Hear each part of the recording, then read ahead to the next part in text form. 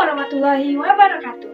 Hai, saya Maya Anjani, mahasiswi Stasiun Raja Haji Tanjung Pinang, Prodi Administrasi Publik dengan NIM 22101044. Video ini dibuat untuk memenuhi tugas ujian tengah semester mata kuliah pengantar sosiologi dengan dosen pengampu Bapak Henry Bagus Prasetyo SOS MSI. Baiklah, agar tidak berlama-lama, mari kita masuk ke materinya ya. Kelompok sosial merupakan bagian terpenting dan tidak terlepas dari kehidupan manusia. Sifat alamiah manusia itu sendiri adalah berinteraksi dengan manusia lainnya.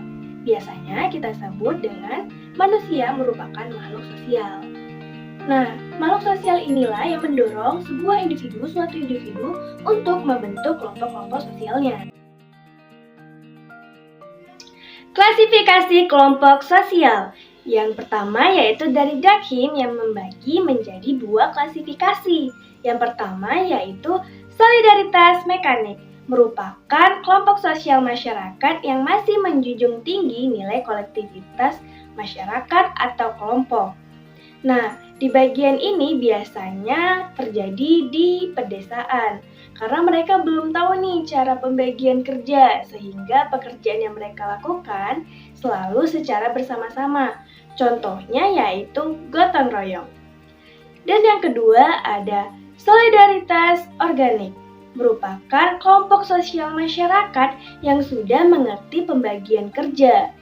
Jadi di sini kolektivitas mulai menurun sehingga memicu kepribadian individualisme. Nah, contohnya apa sih? Contohnya yaitu profesi-profesi yang ada di bidang pekerjaan. Contohnya adanya guru, dokter, ataupun pekerjaan profesi lainnya. Klasifikasi kelompok sosial dari Ferdinand Tönnies yang terbagi menjadi dua juga. Yang pertama yaitu Gemeinschaft atau paguyuban, merupakan kelompok sosial masyarakat yang lebih menekan pada kedekatan hubungan intim kelompok anggota secara pribadi ataupun bawaan dari lahir. Nah, biasanya kelompok sosial ini memiliki latar belakang yang sama secara budaya ataupun suku. Contohnya yaitu paguyuban marga Batak. Nah, yang kedua ada Gesellschaft atau Patembayan, merupakan kelompok sosial masyarakat yang pada persamaan kegiatan, kepentingan, dan biasanya berorientasi kepada ekonomi. Contohnya Persatuan Para Buruh atau Serikat Buruh. Klasifikasi kelompok sosial dari Charles Huston College yang terbagi menjadi dua. Nah, yang pertama ada primary group.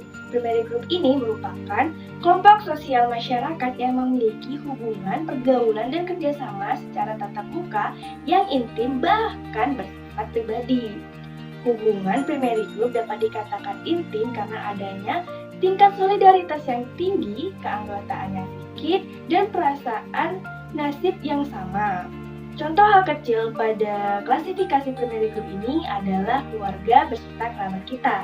Nah, yang kedua adalah secondary group, yaitu kelompok sosial masyarakat yang tidak bertatap secara langsung. Nah, ini kebalikan dari primary group nih. Nah, jadi di secondary group ini, walaupun mereka tidak melakukan tatapan secara langsung, ada kedekatan dalam lembaga di antara anggota-anggotanya. Mereka berkomunikasi melalui virtual.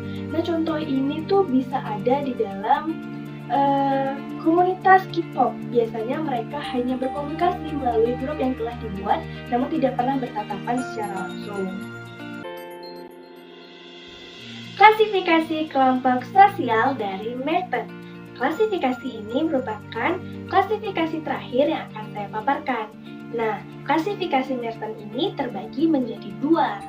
Yang pertama ada membership group, di mana kelompok tersebut seseorang secara fisiknya menjadi anggota kelompok tersebut. Nah, orang ini masuk juga ke dalam kelompok tersebut dan bersifat seperti kelompok tersebut. Nah, contoh yang sering kita temui ini adalah keanggotaan Polri. Bahkan ketika mereka pensiun, mereka tetap seperti berjiwa dan bersikap seperti keanggotaan tersebut, walaupun mereka sudah pensiun.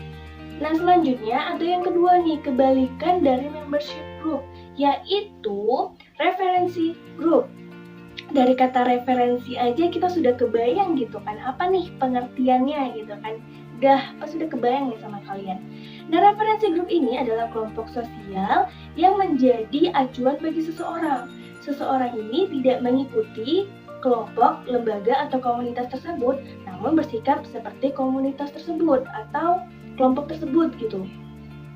Mungkin kalian bisa lihat ya orang-orang yang tergila-gila nih dengan K-pop. Mereka bertingkah, berperilaku, berkepribadian, bahkan memiliki fashion yang menyerupai idola-idola mereka, acuan-acuan mereka gitu. Kalian bisa lihat tuh, ada seseorang yang pakai bajunya seperti orang Korea, bahkan dari rambutnya, ataupun cara dia bicara gitu. Nah, itu aja sih klasifikasi sosialnya. Mungkin kita bisa masuk ke materi baru ya, yaitu bentuk-bentuk klasifikasi sosial. Bentuk-bentuk kelompok sosial terbagi menjadi 3. Yang pertama yaitu kelompok formal, yaitu kelompok yang memiliki legalitas atau dasar hukum. Contohnya seperti sekolah ataupun universitas. Yang kedua, kelompok informal, yaitu kelompok masyarakat yang muncul akibat adanya hubungan sosial yang bersifat formal. Contohnya UKM di universitas. Yang ketiga, kelompok non-formal, yaitu kelompok yang tidak memiliki legalitas ataupun dasar hukum. Contohnya yaitu geng motor. Biasanya kelompok ini tidak dapat bertahan dengan lama. Nah guys, cukup sampai sini ya pemaparan tentang kelompok sosialnya. See you!